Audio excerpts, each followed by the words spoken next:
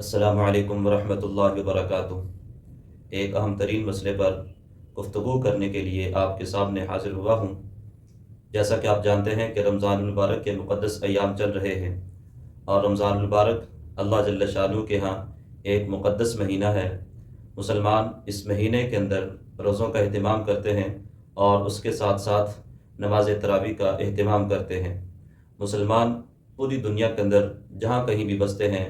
وہ اس نماز تراویح کا اہتمام کرتے ہیں۔ اس نماز تراویح میں قرآن پاک کو سنتے اور سناتے ہیں، اور یہ اس بات کی دلیل ہے کہ مسلمانوں کے دلوں کے اندر نماز تراویح کی اہمیت موجود ہے اور مسلمانوں کو اس کے فضائل کا ادراک ہے۔ لیکن رمضان المبارک کے آتے ہی کچھ لوگ ٹی وی چینلوں پر بیٹھ کر اور مختلف یوٹیوب چینلوں پر یہ بات کھلم کھلا کرتے نظر آتے ہیں کہ تراویح یہ مسلمانوں کے لیے ملاؤں اور مولویوں کی جانب سے ایجاد کردہ ایک عبادت ہے۔ حضور صلی اللہ علیہ وسلم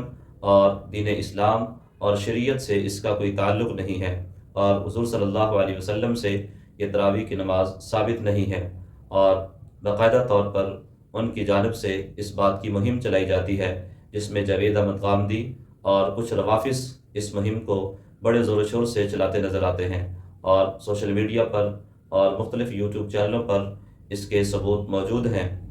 لیکن رمضان مبارک کے آتے ہی ان باتوں کو ہوا دینے کا